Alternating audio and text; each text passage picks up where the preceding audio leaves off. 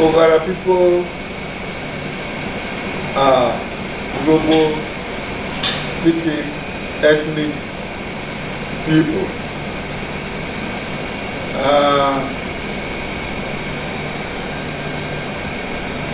We have a very enviable history of Urhobo people.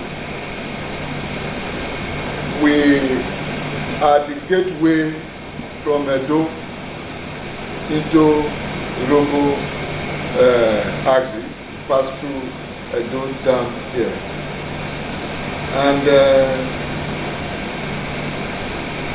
history has it too that we came from Oghara people and migrated down here. So hundreds of years back. We are basically farmers. And with time, Oghara people have grown to delve into other areas of life. As growth come about, we have industrial setup that developed. Started with timber. After farming, we had timber. Timber exploration was very, very prominent some years back. And with the advent of political era, Oghara was able to produce a governor of Delta State, and that upturned the developmental exposure of Oghara. New roads were made, and this attracted more development. We are blessed with the river Ethiopia that opened into the ocean, and we had a special asset in that area, and in the sense that we can take ships into our territory, and that has opened way for vessels that can bring fuel, diesel into our territory, and that led to the advent of tank farms in the territory. And with these tank farms, development has come up too, because with its own challenges too, anyway. And today we have several tank farms in Oghara. Before then, of course, we have tertiary institutions that sprung up too. We have the teaching hospital, we have a university, we have a polytechnic. These are in addition to basic commercial institutions of banking institutions that are also well established here. Oghara today has become a commercial city, so to say, and you can get so many things here. It is of note that before now, we had a fishing trawler company, but they've gone down the drain. These are part of the developmental stages we had in Oghara. And like I've told you, the timber company have all disappeared because of the vicissitude of time. And this is basically because the economy of Nigeria has gravitated from timber into petroleum. And petroleum is now the engine. In the past, timber used to be a major export of Nigeria. And Oghara played a prominent role in the export of timber through the Sapele River. We had ships that came in there. As development, as necessity, things have changed. Oghara people have become very, very enlightened. Many of them are now graduates. In the past, we can count the number of graduates in those days. But with the development, many of our children have gone to school. We have so many well-educated people. We have professors. We have all the fields, people of prominence in the fields. Accountancy field, engineering. We are happy as a kingdom of having a good share of this type of professional. We are blessed, so to say. If you look at our history, we had the first king, but due to political interregnum, the first king, which was Orefe first, ruled for many years, but there was interregnum that we didn't have king for a long while until the 19th century. Another king came, which is Orefe first. Orefe said real rule. Then we had Oreki second, who also ruled, and today we are having Orefe third, who is myself. And I thank God there has been peace in the kingdom, and we enjoy good relationship from all visitors that have come here, because Oghara is a community that is open to everybody. Stranger come, we welcome strangers. We do not discriminate. We believe that Nigerians as well, we are all brothers and sisters.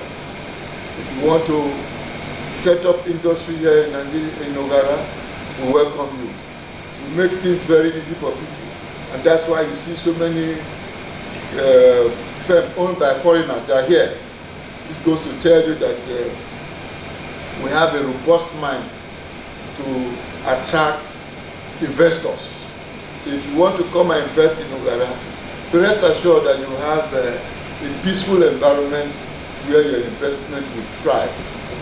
That is a nutshell of what we have in Oghara. Like every kingdom and community, there is a basic way people govern themselves. Apart from political structure of government, whereby you have the local government, now our presidential system, local government and state government, and the federal. Oghara, like every other community and kingdom, have their own structure of governance. At the peak of the governance is the king, coincidentally I'm the king. And Oghara has two sub-clans. In other words, we have two sub-clans merged together to form the kingdom. We have Oghareki sub-clan and Ogharefe sub-clan. These come together to form Oghara kingdom.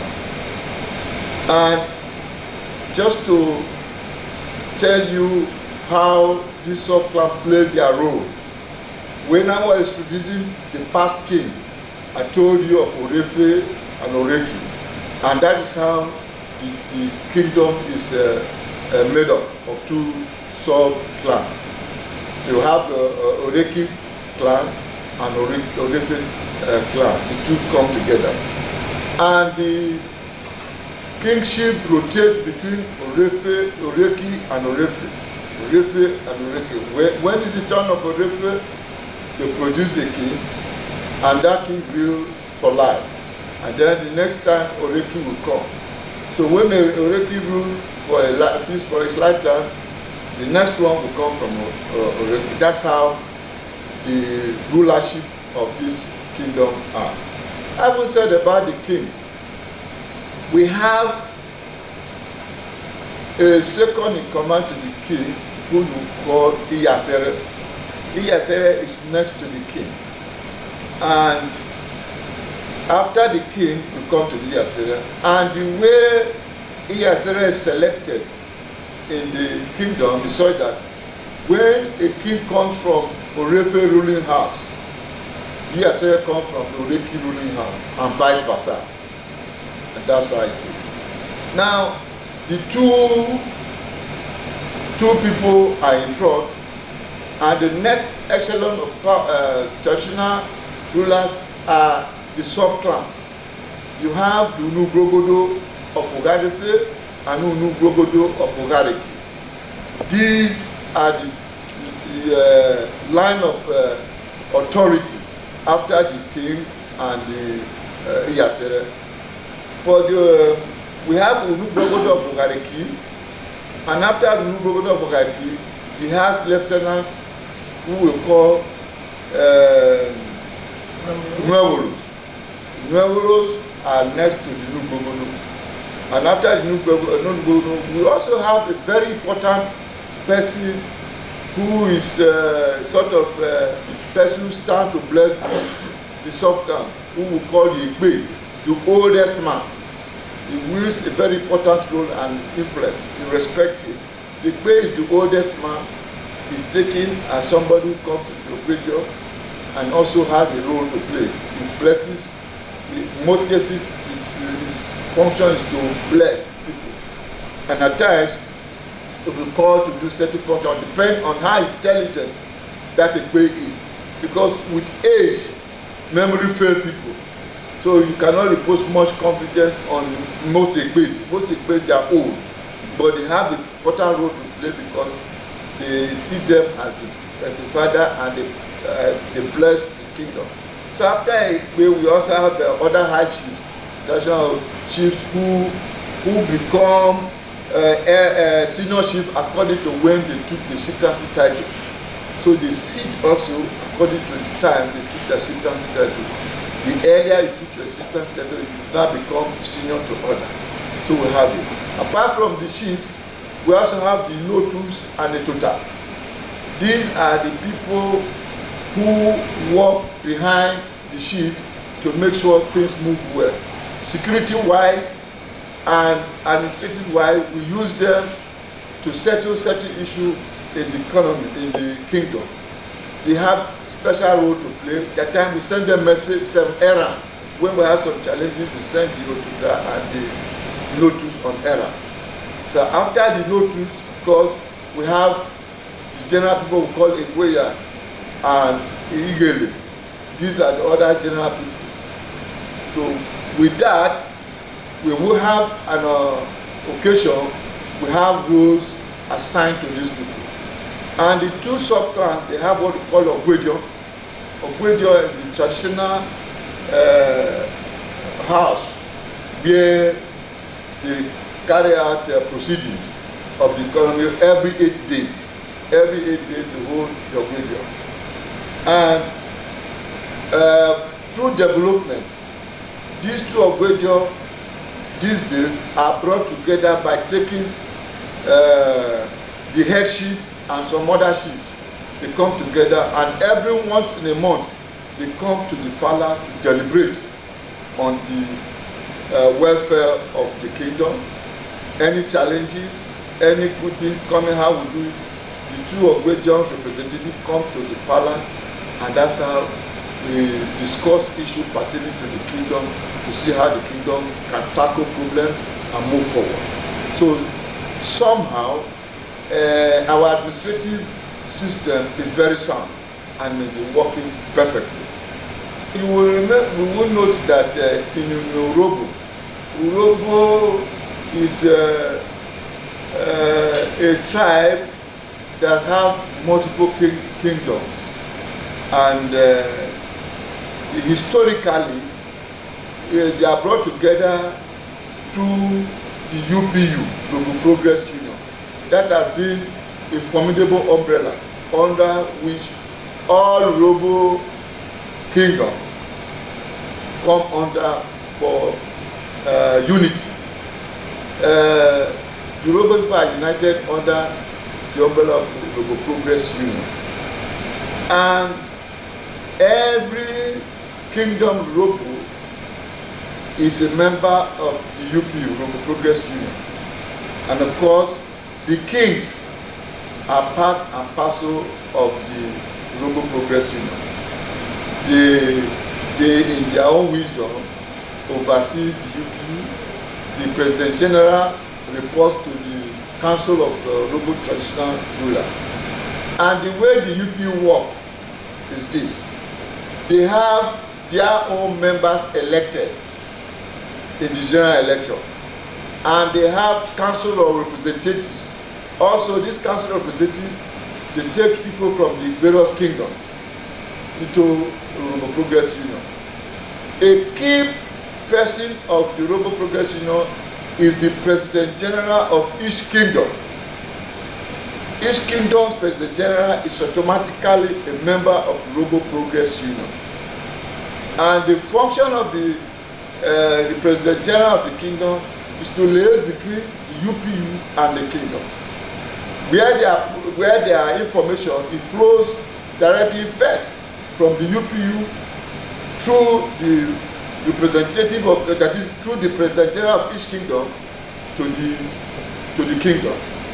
The President General reports directly to the king. Where there is anything that needs action, the President General, when he comes back from the UPU, comes to the king, we discuss it. If it has to boil down to the chiefs, the council of chiefs, we do it. So in other words, the President General of each kingdom is a special link between each kingdom and Yoruba UPU, which is the body supervising the whole Yoruba nation. And that's an important aspect of the function of the President General. Oghara Kingdom is made up of several communities, but somehow we have ruling houses which we look onto as the quarters that you see are units in the kingdom. We have two sub-clans, Oreki and Orefe, and each of them have some number of ruling houses. Orefe has 5 ruling houses, while Oreki has 2 ruling houses. And administratively, at times they look onto these ruling houses for administrative purpose. Like in Orefe, they have 5 ruling houses, and they sometimes divide their function according to the ruling houses. I know in Oreki ruling houses too, they further have division into about 6 and 7 and 5, or 6 and 5 communities. Is it 6 and 5? Or 11, or 12? 11. 11. So they have 11 set up under the 2 ruling houses. But Orefe, they keep their 5 ruling houses, and they didn't have subdivision into other districts, and that's how they work. But Oreki, the 2 ruling houses are further divided into 5 divisions, and it's been working for everybody perfectly. We have 2 major festivals, apart from the one we hold every 5 years or 10 years or 25 years. 25 years. We have in the 2 sub-clans, we have the first one is Iyeri. Iyeri is the lighter one. Ole comes in. After Ole, we have Iyeri. And these 2 communities celebrate it differently. And at times, people from one sub-community go to the other to celebrate, and the other one go to this one. Traditionally, Oghara celebrates their own festival before that of Oghara. And when it's the time for Oghara to celebrate, you see people coming from Oghara to do the celebration. Vice versa, when Oghara celebrates it, we go there. And it's always a wonderful occasion, especially the Iyeri, which is done mostly in December. It's a very, very important event in this kingdom, and we celebrate it with pomp and pageantry in every year. What does it symbolize? The celebration symbolizes a way to appease the gods, bring peace. We cleanse any bad omen things that have happened in the past. We clean it, we pray for it to go up, and we come to a new year that will ask for progress and peace from God. And that is it. It's to ask for peace and cleanse our unclean area in the community, in the kingdom. We remove them and ask for prayer prayer for good things to come. That's what we do with the festival. History has it that they have name of people that founded this thing. We have written documents over it. I don't want to misquote myself, but I have it, but these things are there documented. So if you want the history, we have a history written about it. People who originated, they started from Oghara area and they migrated to Oghara. That is the history we have. Yes, like every other community, we have challenges of criminals. In the past, I know it is not my own people, we have a number of criminals coming to perpetrate all sorts of robbery, kidnapping in Oghara. But today, with the action taken by the Traditional Council in collaboration with the police, the army, we have been able to reduce this crime. Apart from crime, we had challenges in developmental areas. Our son tried for us, but subsequent government we asked them to come and improve the roads. Because some of the roads done during the time of our son in police, we needed more roads.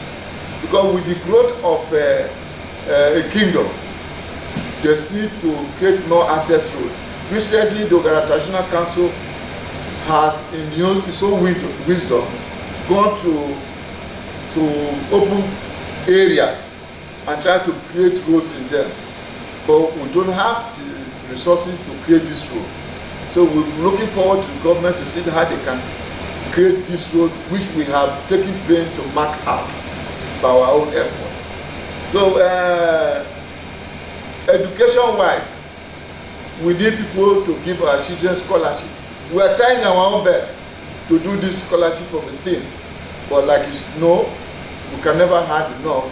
Most of our children these days are now enlightened. They go to school. We have challenges of people who need a school fee. We're doing our little bit, but we need more people to give our children scholarship so that they can get more distance. Medically, we have medical institutions going on very well. We are blessed with 2 hospitals here, but like you know, medical challenges is a thing that you can never have enough of it. You can never solve it. We need more people, the government to try and help us medically to see that they give people free medical, because the income in this Nigeria is very low. So we need the government to assist us medically and equip these hospitals we have too, because the hospital serve the whole of Delta State, and the competition is there. It's not only for Oghara. So everybody has access to the teaching hospital. So to say, since we have the teaching hospital, we need government to take good care of it, so that we, who is hosting the hospital, will have the benefit. I've told you, the school we have here, we need people to patronize the school. We have the university here. It's a private university, and admission has been a challenge to them because there are so many private universities now. But this one is unique in itself, that is well established, and the courses are core courses, and the school fees is cheap. So we want people to come to the school and patronize it, so that the more students we have in the school, the better it is for us. And we also ask the government, like our tank farm here is serving so many people. And in most cases, these trailers, they always spoil the road. I'll be very happy if the government can help us to reconstruct this road. The road was built by us, our own self-effort. We have also used it. And this tank farm serves so many places, serve the whole Delta State and beyond. The tank farm serves Delta State and beyond. And what we need is to see that we do this road. And of course, we've been very careful to take care of the tank farm so that it doesn't explode. And we've been having training with our people, and the companies are also doing their own training to make sure that being a volatile area, we do our best to safeguard the community. This is very, very important. Yeah. In the past, the two of Ogwedio, before we had king, they are the people that take care of the land. Our system is communal land, in the sense that the land belongs to the community. And if anybody foreigner comes to take this land, you only take it for a while, and at the time of your expiry, it revert back to the community.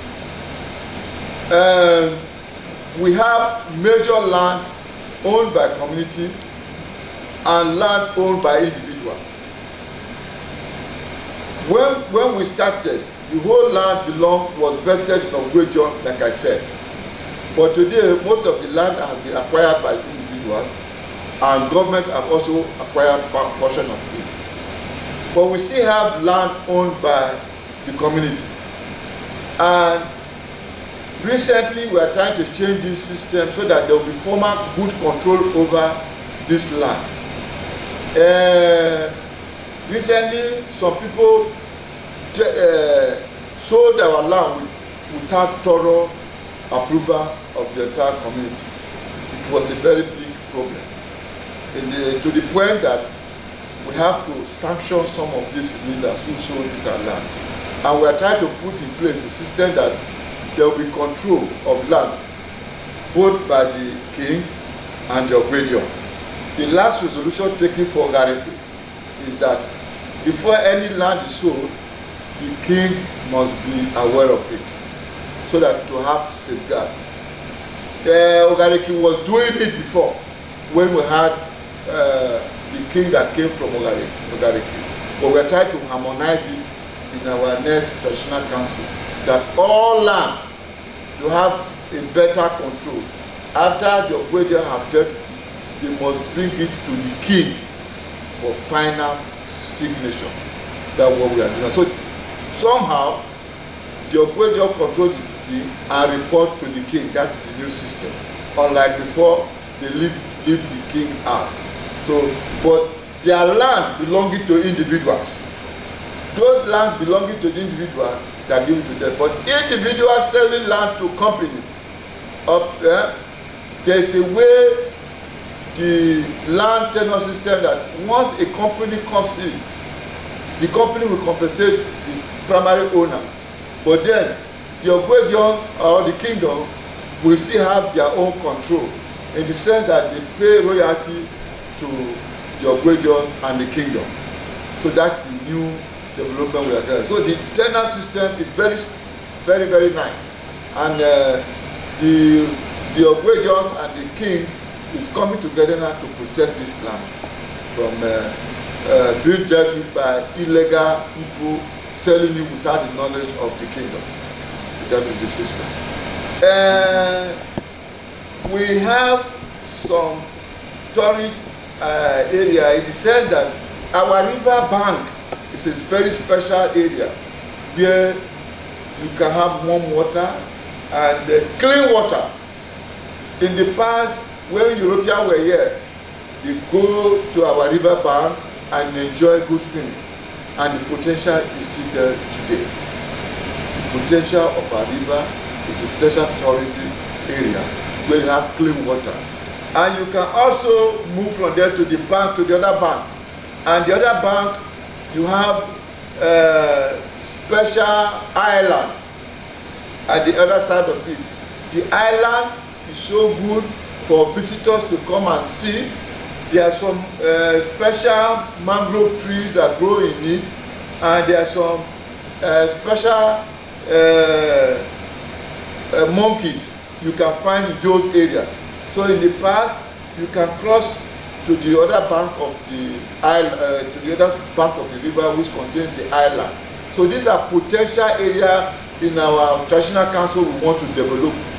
So in fact, we held a meeting that how can we develop the potential of the tourism in that island. It's a special island with potential for development, apart from our river bank that is very great. So these are tourist areas that we hope to develop in the future. You will recall when I started this interview that we are basically farmers. We farm cassava, yam. These are the main vegetable food we produce here. But with time, school came up. I will now have educated people. Now we also have many industries growing up in this kingdom. We have palm, oil palm, rubber. Oh, very good. We have oil palm, we have rubber, we have timber. I told you when we started. So apart from food crops of cassava and yam, we have oil. Many of our people, they produce oil palm. We also have rubber. In fact, we have a rubber factory behind the palace here. In those days, our children go to tap rubber. Very early in the morning, you see them as early as 5 a.m. They are at tapping rubber. So we used to collect this rubber. We used to have rubber factories. Apart from this one, we have other rubber factories this place, but they have now given way to the tank farm. So basically, our mainstay in the past have been rubber, palm oil processing, and we also produce what we call palm wine. Our people go to produce palm wine. We enjoy the palm wine very well. Those days, when you go to the shop, see where they sell palm wine, we enjoy it. One of the delicacies you enjoy when you come to Oghara. Palm wine is also one of the things we produce. Of course, like every other place, the taboo that related people should not marry. People are related. Even if you are first cousin, you should not marry. That is it. But our marriage tradition is that a man and a wife, we are not engaged in two men marrying. It's a taboo here. So we only marry a man and a woman. That's our marriage culture here. Modern culture where they close all these are big taboos here. And of course, related people don't marry.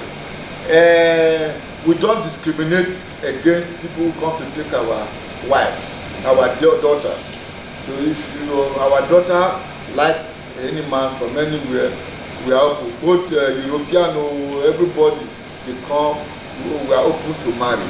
So also our men, we encourage them to marry. But we are happier when our children marry themselves because we preserve the bond and the tradition. And our marriage is it's not a small token. What is important is that each of them should like themselves. We are not in a kingdom where we charge high price for our daughter. We don't. We encourage them that to marry just a little token of money. They come together. What is important? The two families must come together, witness the marriage. The token of money, I think 600 pounds now. It has changed a little. With time it changed. It used to be 12 shillings, but with time it has changed now. See, the highest now is about 600, 1,200 naira. That is the bride price that you pay. So when you pay, what is important is that two of them should come together. We don't say you come and marry a daughter and pack a lot of money. No. Two of you. We expect also when our son go to marry, it should be similar thing. But if our son go to other places, the charge will try to pay to them. But here, people come to marry a daughter, they are happy. What's important is that let them be loved between two of them. That's what we do in our marriage. Yes, we strictly abhor adultery. And such thing happen. It's a big crime in our community. We have special sanction for it. Even to the extent times, we may dissolve the marriage on account of adultery. It's as bad as that. So that's why our married women here, they are very conscious. But if we do it, although they have some sacrifice, but in extreme cases, we don't tolerate it. It's not for women. But our men, when you talk of adultery, we only think of women on the other side. Unfortunately, our men are able to marry more than one wife. That is the tradition here. It's only the women that are not allowed to marry more than one man. That is the only thing here. But our men, we allow them, our tradition, to marry more than one wife. And we try to encourage them to love the women equally.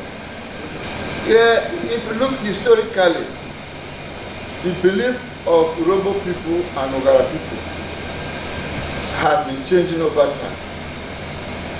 In the past, during legislation, people think twins are evil. They kill twins. It used to happen like that, but time has changed that culture. In the past, when women born during delivery, they think it's evil. But things are changing to modern time. We don't see those things as evil any longer. Our culture is not different from what old African culture used to be. They are evolving and it's changing. So today, if people die during delivery, we don't see it as evil. It's been happening everywhere. The society has come to know it's a scientific phenomenon that things can go wrong. So many of us are Christians these days, and we are following Christianity and education. Education has opened us to new awareness, and that's what Oghara is going through now. We encourage people to have their various meetings. We don't dictate to them. We know there are some people who have their own association, they call it meeting. They hold their meeting, they know how they take care of themselves and recognize themselves. They have a way they contribute resources to themselves, and yearly they celebrate themselves and they help themselves. Those meetings, they abound in Oghara. But it's not something that is controlled or recognized by the kingdom. We do not, but we allow them to associate according to their wish. We have women meeting, they have a purely male meeting, they have a combination of male and female meetings and associations, and they have their own rules and regulations. Oghara is large, and they have their own dialect. Yes, Oghara has its own unique dialect, even different from our neighbor here in Jesse. When Oghara man speak, the dialect and the way pronunciation is different from Jesse. But the original language of Oghara is that of Oghara, where history said we migrated from. But even there, our own dialect still have some, the pronunciation is a little bit different from the real of Oghara, where we are said to have migrated from. So we have our own way of pronouncing certain things, quite different from our neighbor Jesse and Mosuka. And of course, different from Ukwe, different from Uye, different from Alaja. Yes, we have our own. Over time, in those days, the chief priest, when there was interregnum, used to be the person they look onto as king. Up till now, we still have chief priests, but they don't have enormous role they play any longer. The chief priest position is still there. The chief priests go to Ogwedio, the two Ogwedio, they have chief priests for them, and they play their own role, but not the role they used to play when there was no king. They're still there, and the chief priest is there. And of course, chiefs believe in their own culture today. So many of the chiefs, they are not Christians. So they don't so much believe in the role of the chief priest. But they say, give to Caesar what is Caesar and to God what is God. That's what we do. Okay. For me, I am a Christian. I believe in God. That when the chief priest come here, they say they come home.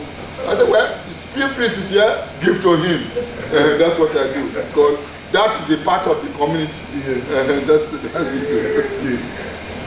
Baptist Church. Yes, the first church. And it's located in Oghara Kingdom, it's located in one place called Oghara. Ovadi. That's where my ancestors come from. I am from Ovadi extraction. So the first church is the Baptist church. It is over 100 and something years now. Yes, that's it. Ovadi. And since then, other churches has sprung up. Unfortunately, they are not here now. That's why we are trying to set up an art gallery that we will put our previous ruler. They are not here now. Even the one I have, I don't know whether it's handy. I have one here. We have two other past traditional rulers. This is a challenge. I want to ask the PG to quicken action. We are trying to set up a library. When you call like this, you can go to. Maybe my predecessor is here. This is the one for my predecessor. This Oriki. I'm just following this one. And the one before Oriki is not here now. But we have it somewhere. But it's a good thing. This is a challenge to you. We set up this work.